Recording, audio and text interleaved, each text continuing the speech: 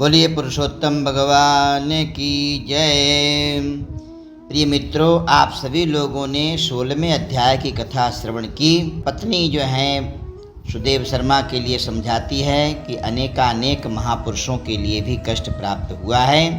ये स्वामी भगवान का भजन करें, उसी से जीवन का उद्धार होगा, अर्थात मोक्ष पद की प्राप्ति कराने वाले पूर्ण परब्रह्म परमात्मा है, इसलिए उन्हीं की शरण में चलें। तो आज बच्चे का जो है वो बावली में डूब करके निधन हो जाना, माँ बाप दोनों बड़े दुखी होना, यह 17वें अध्याय की कथा आप सभी लोग पूर्ण श्रवण करें तो आपको सारी जानकारी मिलेगी।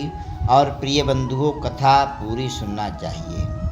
कथा आधी अधूरी सुनने से कोई लाभ नहीं होता है। नारायण भगवान बोले कि अपने पूर्व जन्म के चरित्र को सुनने से आश्चर्य युक्त था, और सुनने की इच्छा रखने वाले राय दृढ़धन्वा से वाल्मीकि ऋषि फिर बोले कि इस तरह स्त्री के मुख से शीतल वाणी को सुन करके सुदेव शर्मा धैर्य धारण करके हरि भगवान में चित्त को लगाता हुआ दीर्घ श्वास लेकर के दीन मुख सुदेव शर्मा जो होने वाला है वो होगा, यह मन में निश्चय करके पुष्प समिधा आदि के लिए वन को गया। इस प्रकार करते हुए उस सुदेव शर्मा का कितना ही दिन व्यतीत हो गया।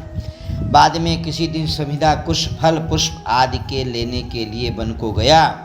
वहाँ जाकर के सुदेव शर्मा मन से हरि भगवान के चरण कमलों का ध्यान करने लगा।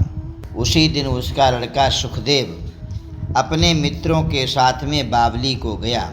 बावली में प्रवेश कर समवयस्क मित्रों के साथ में जल यंत्रों से जल फेंकता हुआ और बार बार हंसता हुआ खेलने लगा। गर्मी के ऋतु में बार बार जल में खेलता हुआ हर्ष को प्राप्त हुआ। इस तरह प्रेम में मगन सब बालकों से खेल करते हुए अथाह जल में खड़ा हुआ वो सुखदेव बालक मित्र बालकों से पीड़ित होकर के अपने मित्र वर्ग के भय से भागने की इच्छा करता हुआ और भाग्य से प्रेरित होकर के अपने श्वास को रोक करके अपने मित्रों को छलने की इच्छा से वहाँ अथाह जल में गोता लगाया, किंतु उस जल में व्याकुल होकर के उससे बाहर निकलने की इच्छा करता सहसा उस अथाह जल में वह बालक मृत्यु को प्राप्त हो गया। जल से निकलते हुए उस बालक को ना देख करके वे सब समवयस्क के उसके मित्र मंडली बालक चकित होकर के हाहाकार करते हुए बहुत जोर से दौड़े और अत्यंत शोक से ग्रस्त वे बालक उसकी माता गौतमी से जाकर के बोले। उन बालकों के अत्यंत अप्रिय वज्रपात के समान वचन को सुनकर के पुत्र में प्रेम करने वाली वह गौतमी तुरंत पृथ्वी पर गिर गई। उसी समय वन से सुदेव शर्मा आया।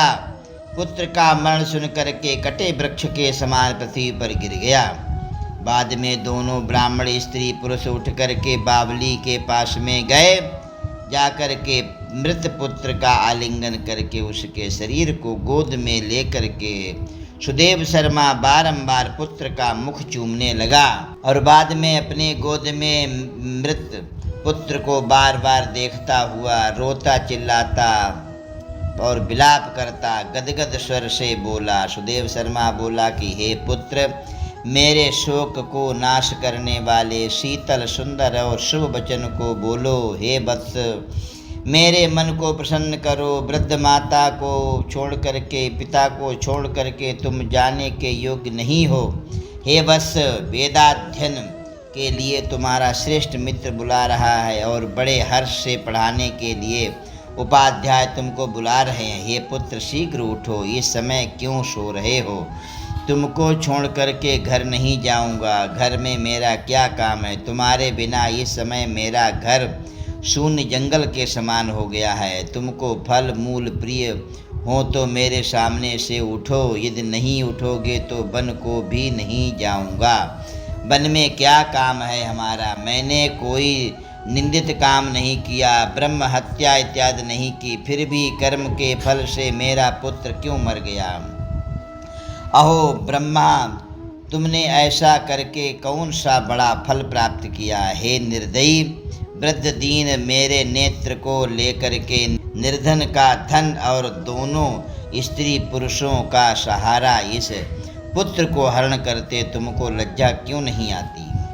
सर्वत्र तुम दयालु हो, परंतु मेरे विषय में निर्दय हो गए हो, सो क्यों?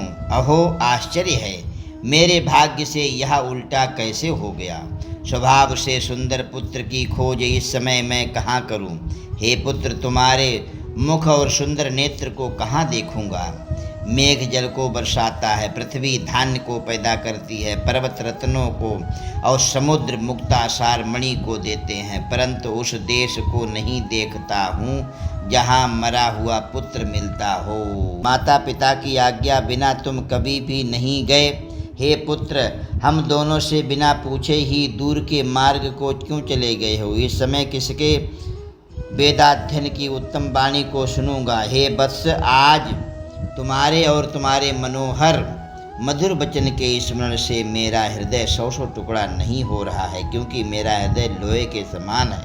हे कौशलेंद्र राजा दशरथ, तुमको हम धन्य मानते हैं कि रामचंद्र जी के बन जाने पर पुत्र के ताप से दग्ध होकर प्राणों को नहीं रख सके, परंतु पुत्र के मर जाने पर भी जीवित रहने वाले मुझको धिक्कार है। हे गोविंद, हे विष्णु, हे युद्धनाथ, हे नाथ, हे रुक्मिणीपति, हे मुरारे, हे दीन पर दया करने वाले, हे दयालु, पुत्र का रूप अग्नि के ताप से संतप्त मेरी रक्षा करो।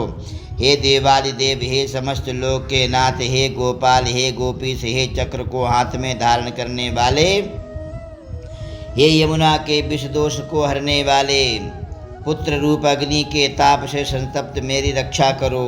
हे वैकुंठ के वासी विष्णु, हे नरकासुर के नाशक, हे चराचर के आधार, हे संसार रूप समुद्र से पार करने के लिए जहाज रूप अर्थात संसार समुद्र से पार उतारने वाले, हे ब्रह्मादि देवताओं से नमस्कृत चरण पीठ वाले, पुत्र रूप अग्नि के ताप से संतप्त मेरी रक्षा करो।